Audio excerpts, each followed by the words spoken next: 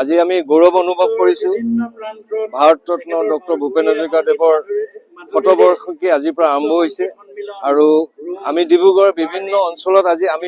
দিনতীয়া কাৰ্যসূচী আমি যথেষ্ট কাৰ্যসূচী আমি পালন কৰিছো আৰু শেষত আজি ইয়াত আমাৰ কেন্দ্ৰীয় মন্ত্ৰী সৰ্বানন্দ সোণোৱালৰ নিজৰ যিটো ডিপাৰ্টমেণ্ট পোৰ্ট শিপিং ৱাটাৰৱেজৰ ফালৰ পৰা যে বিস্তীৰ্ণ পাৰৰে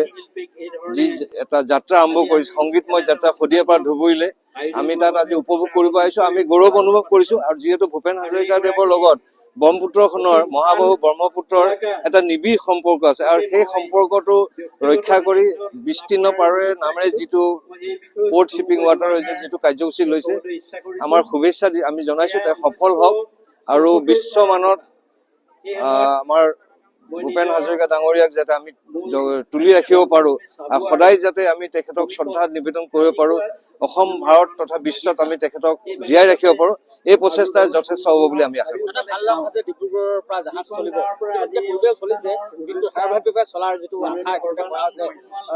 আমি আচলতে বহুত দিনৰ পৰা আমি আশা আমি যিহেতু নিজে পৌৰসভাৰ লগত জড়িত পৌৰ নিগমৰ লগত জড়িত মানুহ হিচাপে আমি শুনো আগতে আমি শুনিছো ব্ৰিটিছৰ দিনত প্ৰায় 600খনকৈ জাহাজ দৈনিক ডিব্ৰুগড় চহৰৰ পৰা চলিছিল বংগোপসাগৰ হৈ কলিকতালৈকে চলিছিল এতিয়া পুনৰ এনেকে আৰম্ভ হ'ব আমি ভাল পাইছো আৰু ডিব্ৰুগড় চহৰৰ কাৰণে এটা মানে সুখবৰ আৰু লগতে এই যিটো যাত্ৰা আৰম্ভ কৰিছে সংগীতময় যাত্ৰা তাৰে এটা অংশ বুলি আমি ভাবিছো বনগীতৰ শিল্পী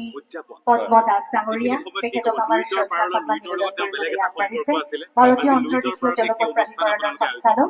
প্ৰবীণ বৰা ডাঙৰীয়া চাকৰি হ'ব লাগে কিমান ভাৰত চৰকাৰৰ আমাৰ মাজত উপস্থিত আছে ডিব্ৰুগড় সাংসদ কেন্দ্ৰীয় মন্ত্ৰী সৰ্বানন্দ সোণোৱাল ডাঙৰীয়াৰ তৎপৰতাত আজি এখন জাহাজেৰে আমাৰ গুইজানৰ পৰা বিস্তীৰ্ণ পাৰত তেখেতৰ কালজয়ী গীতেৰে আজি ব্ৰহ্মপুত্ৰৰ নদী আহি এতিয়া বগীবিলত উপস্থিত হৈছে আৰু এই শুভ মুহূৰ্তত আচলতে আমাৰ তেখেতৰ জন্মৰ শতবাৰ্ষিকৰ যি আয়োজন কৰা হৈছে তেখেতক ইয়াৰ পৰা মই শতকোটি প্ৰণাম জনাইছো শ্ৰদ্ধাঞ্জলি জনাইছো তেখেত সদায় অমৰ হৈ থাকক তেখেতৰ সৃষ্টিৰাজি তেখেতৰ অৱদান যে বিশ্বৰ প্ৰতিটো কোণত প্ৰতিজন জনসাধাৰণে উপলব্ধি কৰক তেখেতৰ প্ৰাসংগিকতা ভূপেন্দাৰ প্ৰতিটো শব্দ প্ৰতিটো গান প্ৰতিটো তেখেতৰ ব্যাখ্যাই যাতে আমাক সদায় উৎসাহিত কৰিছে গতিকে ভূপেন্দা আমাৰ সদায় অমৰ হৈ থাকিব আৰু এনেধৰণৰ চিন্তাৰ ধাৰাই আজি আমি অসমীয়া সদায় গৌৰৱান্বিত অনুভৱ কৰি আছো আৰু আগন্তুক দিনত গৌৰৱান্বিত হ'ব পাৰো তাৰ কাৰণে এনেধৰণৰ অনুষ্ঠানৰ যোগেদি বিশ্বৰ দৰবাৰত যাতে প্ৰতিষ্ঠিত হয় তাৰ কাৰণে মই আমাৰ ভূপেন্দাকে ইয়াৰ পৰাই প্ৰণাম জনাইছো আৰু যিসকলে এনেধৰণৰ উদ্যোগ লৈছে তেখেতসকলক ধন্যবাদ আৰু কৃতজ্ঞতা জ্ঞাপন কৰিছো ভাৰতৰত্ন ডক্টৰ ভূপেন হাজৰিকাৰ আজি জন্মজয়ন্তী 100 বছৰ ভৰি দিছে আৰু আজি সমগ্ৰ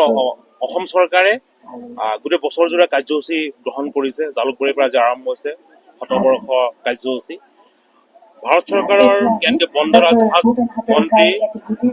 আমাৰ সৰ্বানন্দ ডাঙৰীয়াৰ নেতৃত্বত আজি এক ব্যতিক্ৰম চিন্তাচৰ্চাৰ ব্যতিক্ৰম কাৰ্যসূচীৰে তিনিচুকীয়াৰ গুইজানৰ পৰা এখনি নৌকা জাহাজেৰে এটা সংগীতময় যাত্ৰা আৰম্ভ কৰিছে আৰু বগীবিলত আহি এই জাহাজখনে ইতিমধ্যে পদাৰ্পণ কৰিছে আৰু এটা খুব সুন্দৰ পৰিৱেশ সুন্দৰ প্ৰাকৃতিক পৰিৱেশত আজি ভূপেনদাক আমি ইয়াতে স্মৰণ কৰিছো ভূপেনদা অমৰ হওক ভূপেনদা চিৰজীৱন অসমীয়া জাতিৰ প্ৰভাৱে অসমৰ জাতিৰ অন্তৰত প্ৰবাহিত হৈ থাকক আমি উঠি নতুন প্ৰজন্মই ভূপেনদাক যাতে ভালকৈ হৃদয়ংগম কৰিব পাৰে তাৰ বাবে যি কাৰ্যসূচী গ্ৰহণ কৰিছে এইটো সঁচাকৈ আদৰণীয় প্ৰশংসনীয় প্ৰচেষ্টা হৈছে